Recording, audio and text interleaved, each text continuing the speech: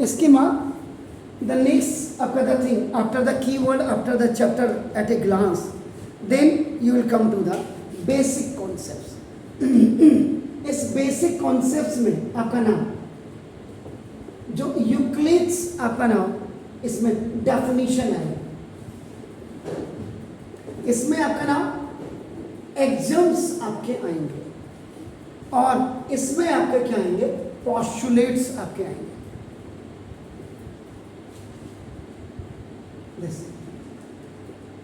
इनकी आपको basic concepts आपको जानना है.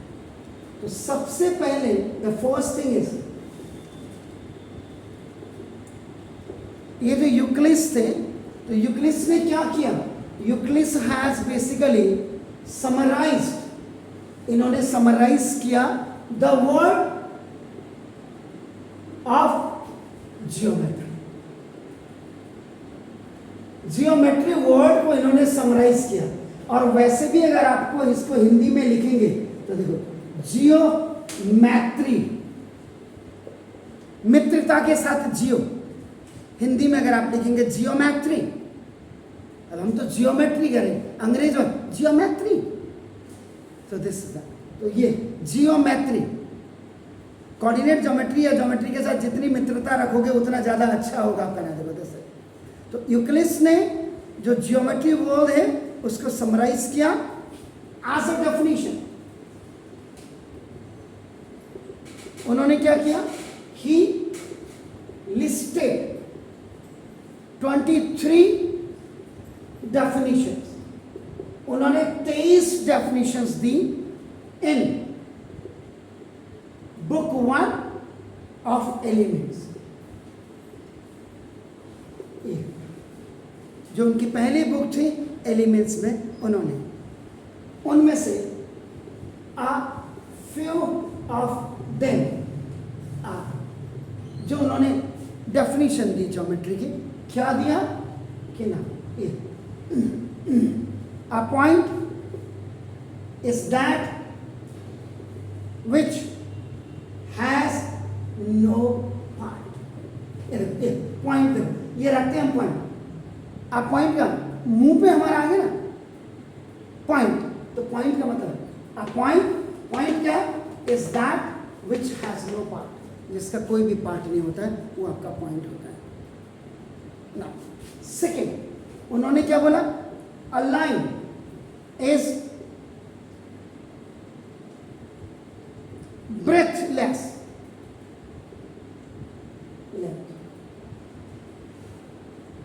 एक लाइन जो आप खेलते हैं उसकी जो लेंथ होती है ब्रेथलेस होती है. ब्रेथ का मतलब क्या होता है, विड्थ, उसकी कोई विड्थ नहीं होती. ब्रेथलेस आपका लेंथ होती है उसकी, आपका सिस माइनर आपका नाम है. थर्ड उन्होंने क्या बोला, the ends of a line are points. ये है पर किसी भी लाइन के जो एंड्स होते हैं वो आपका पॉइंट्स होते हैं. चौथा उन्होंने क्या बोला, अ स्ट्रेट लाइन, एक जो सीधी रेखा होती है इज ए लाइन, वो एक रेखा होती है विच लाइज, जो लाई करती है इवनली, एक साथ विद द पॉइंट्स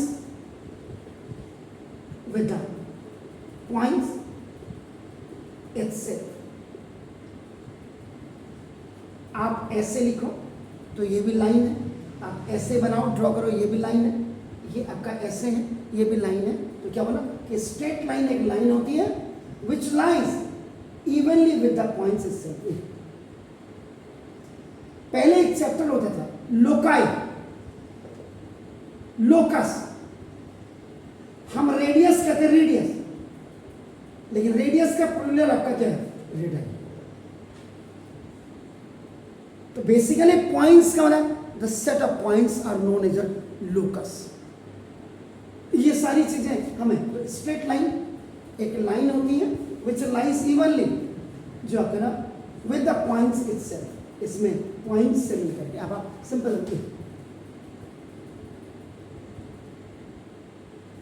इतने पॉइंट्स से इनसे we are making a line, so this is a straight line आपका नाम देखा था। इसके बाद नाउ 1 2 3 4 5 में आपका नाम देखो this the edges of surface are line. कई बच्चों को तो एसेस का मतलब ही नहीं पता है। What is the meaning of the edges? जी एग्जैक्टली दैट्स गुड, आपको पता है तो साइड्स आपका। अब हमने कहा ट्राइंगल बना दिया मेरे को, तो triangle is made by 3 lines, तो 3 लाइंस में 3 साइड्स से मिलकर के जो फिगर बन रही है, तो दीज आर द साइड्स और एसेस आपका, that's very fine.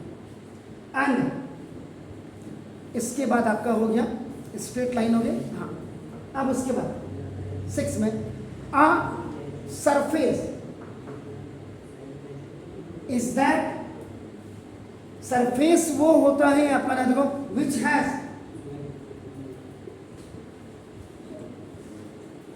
Length and breadth. Breadth की देखो मैं विड्थ भी लिख सकती।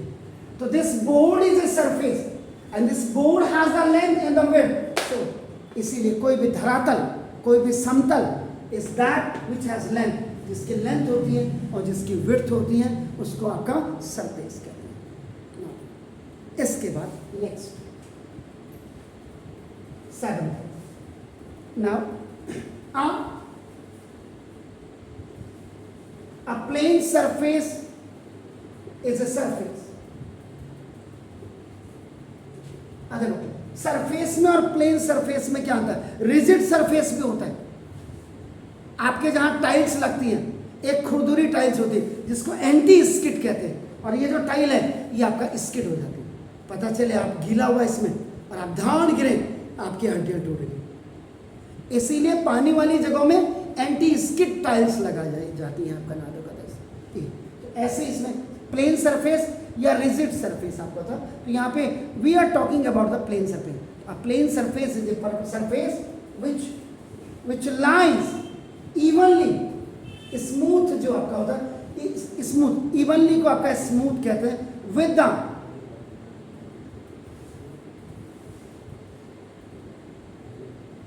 Straight lines on itself.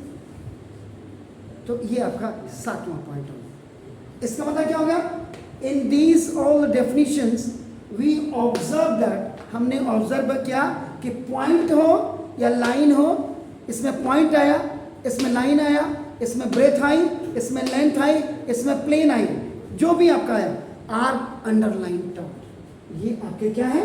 ये सारे आपका जैसे पॉइंट था, आपका पॉइंट था, आपका लाइन था, आपका देखो सरफेस आपका आया, आपका देखो नाम दिस ना, ये आपका लेंथ आया नाम, ये ब्रेथ आपका आया, ये आपका देखो नाम, ये सारी चीजें जितनी भी आपकी आई हैं, आपका देखो प्लेन आपका आया, प्लेन दिस ना, ये आपका क्या है? What are this? Are underline terms.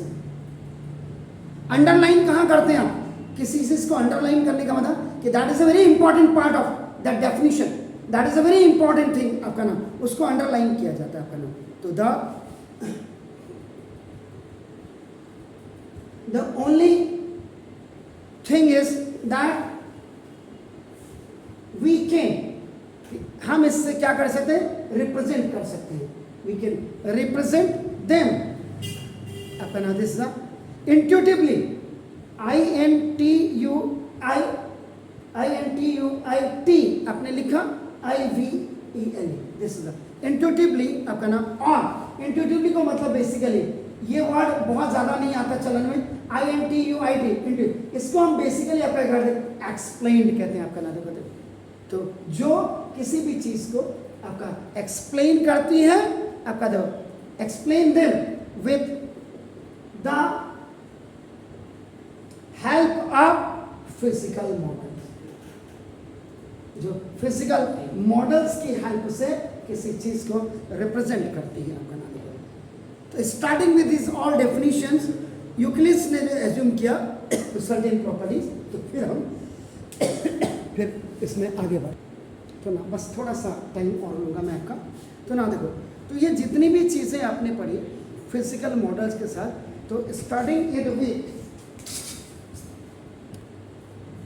Okay बेटे, तो हम क्या कह रहे थे, स्टार्टिंग विथ दिस डेफिनेशन जो आपने अभी 7 लिखी हैं, तो यूक्लिड सर ने this Euclid now assume certain properties, उन्होंने कुछ निश्चित प्रॉपर्टीज को उन्होंने एज्यूम किया, यानी कि which were not to be prove, जिनको आप प्रूव नहीं कर सकते थे। तो नाउ दीज एजम्पशंस, तो ये जो आपके नाउ एजम्पशंस थे आपका नाउ आर एक्चुअली, ये आपका जिसको आप ओबियस कहते हैं, दिस ना ओबियस यूनिवर्सल ट्रूथ कहते हैं आपका नाम, देखो दिस, तो this the obvious universal truth आपका नाम सुना। तो ही डिवाइडेड, उन्होंने इन यूनिवर्सल ट्रूथ्स को डिवाइडेड किया देम इनटू 2 टाइप्स, 2 टाइप्स में उन्होंने किया।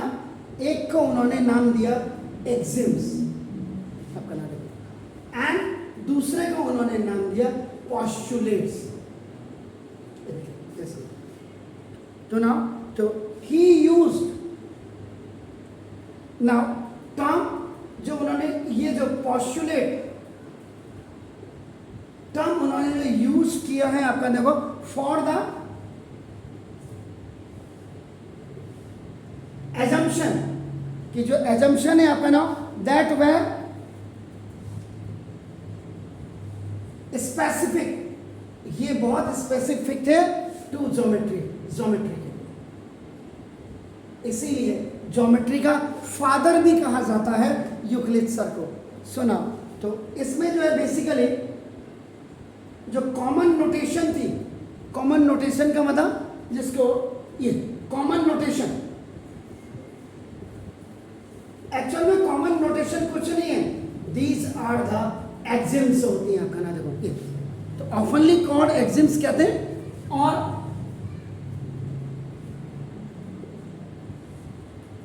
ऑन द अदर हैंड, जबकि दूसरी तरफ वह एजम्प्टेड, यानी कि जो उनकी एजम्पशन थे यूज थ्रू आउट, जिनको कि पूरा आपका नाम मैथमेटिक्स में आपका नाम उनकी एजम्पशन को यूज किया गया, एंड नॉट स्पेसिफिकली आपका नाम देखो, this is the link to geometry. तो ये आपने इनमें बेसिक कॉन्सेप्ट्स में आपने सबसे पहले इनके बारे में ये पढ़ा। सबसे पहले आपने जो उनकी बुक नंबर 1 में जो एलिमेंट्स की डेफिनेशंस थी वो पढ़ी। उसके बाद इसमें आपका जो मेन, जैसे आपने प्लेन पढ़ा या सरफेस पढ़ा या पॉइंट्स पढ़ा, आपने कहा ये सारे क्या हैं, अनडिफाइंड टर्म्स हैं आपका ना, अनडिफाइंड या अंडरलाइन टर्म्स भी कहते हैं, अनडिफाइंड टर्म आपका, जहाँ पे मैंने वहाँ पे अंडरलाइन भी लिखा होगा उसको आप अनडिफाइंड भी कर सकते हैं। ये था, तो ये बेसिकली कल आप एक्सिम्स के बारे में पढ़ेंगे, पोस्टुलेट्स के बारे में पढ़ेंगे, और उन्होंने 5 पोस्टुलेट्स दिए हैं, और मेरे हिसाब से जो एक्सिम्स उन्होंने दिए लगभग 7 एक्सिम्स दिए, उनके बारे में हम कल बात करेंगे। Is it clear?